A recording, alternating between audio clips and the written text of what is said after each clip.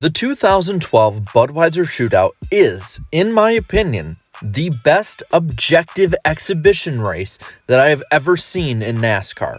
And I've been watching since 2005, so I may not have seen some of the ones that a lot of you may think are the best. So just cut me some slack there. I've watched 15 runnings of the Clash and 16 runnings of the All-Star race. While there were great moments and feel-good winners in a lot of those, I don't think that the races overall were as good as the 2012 Bud Shootout. A race that had a crazy side-by-side racing package all night, wild wrecks, and a hell of a finish. So where do I even start? Well, how about the fact that this race would be the first since the Heart Racing 2011 championship battle between Tony Stewart and Carl Edwards. So it had a lot to live up to from the past season. Also, this race would be the first plate race with the new package for him, where they were trying to downplay the two-car tandem and get more packs back that they were missing in 2011. While being like the old pack style of racing, there still was an Achilles heel for every driver though. For some reason, when a car would bump to the left rear of another, it would almost always immediately make them spin out. This would make carefulness imperative. After the pre-race ceremonies and a concert by Little Big Town, the cars were rolling off, and the 25-car field was ready to race. 25 laps, a 10-minute break, and then 50 laps sprint to the finish. That's it. That's all there was to start the season. Get up on your feet! Boogity, boogity, boogity! Let's go racing, boys!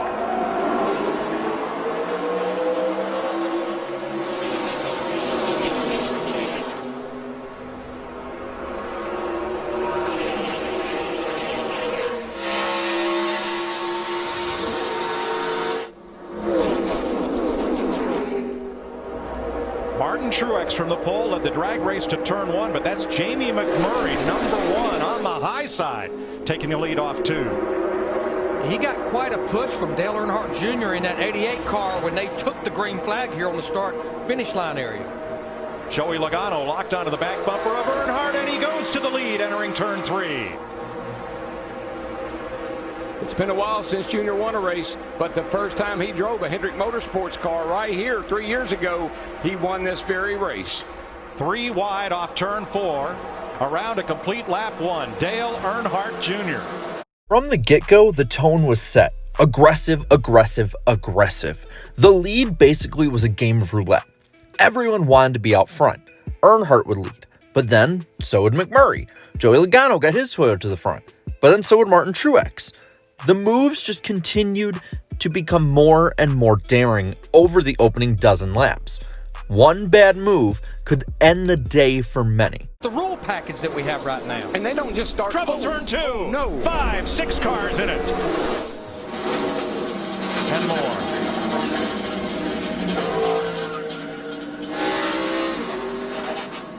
The dreaded consequence of pack racing is the big one. Here's another look. Watch the inside lane. The 34 and 27 is the first contact. Yeah, the 27 of Menard, he needed a break right there. But David Reagan was all over him, and when Menard went up the hill just a little bit, Reagan was on that left corner and turned him around. The crash involved 8 cars. David Reagan hit the left rear of Paul Menard's car, and this ultimately brought both of their nights to an end, along with a few others. But the show needed to go on, and it would. The pack wouldn't see any signs of slowing though, as they raced the exact same way as before, entering the 10-minute break. The break was a good time for a breather, but again, it wouldn't stop the rowdiness of these drivers. Front row, Kevin Harvick, Kyle Busch, Marcus Ambrose. Up to fifth, Carl Edwards, just the way they finished the first segment. Green flag in the wind, 19 cars on the lead lap as we restart. Now, Jeff Gordon starting up there on the outside of the front row. If he does what he normally does, which right now he isn't, he would fall back a little bit and then come on at the end like we saw him do at the end of that first 25 laps. That's sort of how he likes to run these races. Got a pretty good push from Kyle Busch and that 18 car. It wouldn't be long until the first major incident of the race's second half happened. His teammate Carl Edwards in tow, then Clint Boyer. Whoa, Boyer around off the bumper of Martin Truex. and he's going for a ride. I think he's all right. He's out through the grass. Caution on the speedway. See a little steam coming. After the field came in to top off of fuel, they could make it to the end, and they restarted with Dale Jr. taking the point. Darrell, I'll be anxious to see what happens here. We talked about practice yesterday. McMurray in the 1, his teammate Montoya in the 42. It's taken them a while, but they have found each other right there in that outside line. And you can see McMurray in the 1 is staying right with Montoya. Yeah, quite honestly, they didn't work well together in practice. It'll be interesting to see because they really discussed pushing each other and how they were doing it. Juan, I don't think was all that happy, but the field continued to push the issue with one another. No car could really keep the lead for longer than a couple laps. There was literally no dominant car. Due to this, the blocking was insanely aggressive and drivers were changing lines all over the place, top to bottom, bottom to top, and everywhere in between. The place you didn't want to be, though, was in between, in the middle lane. This was what DW so eloquently dubbed as the sucker hole. With under 30 to go, the field was 3 wide, bumper to bumper. This led to possibly the biggest highlight of the race. Right with him. Kevin Harvick in that 29, he needed to get to the front because we've been watching him during commercial break. He was starting to overheat back in the pack. There goes Kyle Busch in the 18. Oh, and he almost saved it, and he did. Oh, my goodness. He's one of the few drivers that could drive out of that right there. Yeah, but look at that front valence there. Going down on the flat and coming back up may have damaged that car. Just in front of Matt Kenseth. ooh, I think he gets a nudge right there by the 48 car, Jimmy Johnson. The field was now separated. Hendrick Motorsports teammates Dale Earnhardt Jr. and Jeff Gordon were at the front, Dale Jr. pushing Jeff Gordon. This wouldn't last long, though, as the field accordioned back together. That was enough to get most single file with one another, and ready to log a few laps for safety, I guess. That didn't really last long, though, as the allure of the lead was too much for all the drivers. This temptation ultimately cost most of the front pack. Trouble turn 2. Dale Jr. is there. I see him. See the 29 car.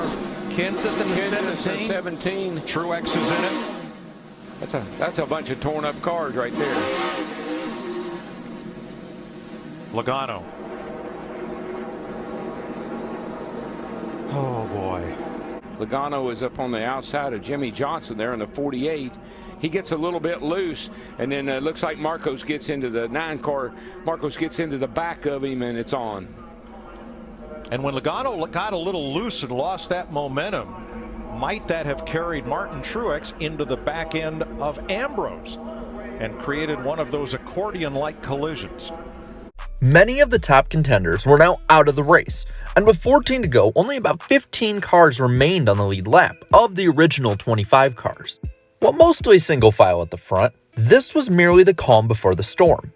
In a smart strategy, the top 7 actually kept single file lining up and pulling away from the back half of the pack. Jeff Gordon, Jimmy Johnson, and Tony Stewart led the train, but Kurt Busch in the number 51 Phoenix Racing Chevy was the wild card in the pack, as the field began to come back together. Kurt's brother Kyle also assumed the spot of being a wild card, as they came to 4 laps to go. Coming to 3 to go, Kyle actually pushed the Hendrick duo out of the lead and got it himself. The question was, who was going to time out their tandem correctly? Either do that or just crash out. 2 laps to go and Tony Stewart comes around the outside. He had help from McMurray. No longer. McMurray drops back. Gordon with Kyle Busch, and Stewart slices down in front of all of them. Tony Stewart, our current champion, trying to pick up where he left off. Look at Kyle Busch there sideways again in that 18 car. Well, he's driving really defensively right now. He's trying to keep Jeff Gordon behind him, and Jeff is working him over. Look at that. Jeff's going to move him up out of the groove and get by him. Whoa, Busch is around. Can he save it this time? Oh, there you go. He does. He saves it. But there's a Jeff Gordon's upside down. Jeff Gordon's upside down. And Kurt Busch's car is destroyed. Oh my gosh.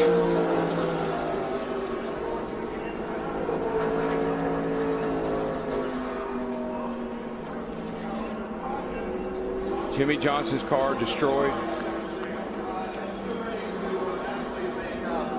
Track crew quickly on the scene to aid Jeff Gordon. On the radio, he has told his team he is okay. Once again, a driver caused an accident by pushing the left rear of another driver's car. The Hendrick duo was done for, but Kyle Busch once again saved his car in incredible fashion. After flipping Jeff Gordon back over and then completing track cleanup, the field was lined back up. Only 9 cars remained on the lead lap to fight it out for the win. Green flag, Stewart brings him across the line. Ambrose getting a big push from Keselowski. Both rows are 5 drivers pushing each other. Now you don't worry about that water temperature gauge. No, she's cooled down and good to go. The 11 car down below the yellow line there, but he didn't advance his position. But Boyer could not stay with Tony Stewart, and that's cost Tony the lead. The Tasmanian Devil, Marcus Ambrose, 2-time champion of the Australian V8 Supercar Series and Watkins Glen winner last year. He's got a shot to win the Bud Shootout. Yeah, he's got Brad Keselowski in that 2-car pushing him. Ryan Newman in the 39 was pushing those 2 till they got about halfway down the back straightaway. Kyle Busch's car is dragging the track, fenders flying. But look at the run that him and Tony Stewart's got, Darrell. Here they come. White flag.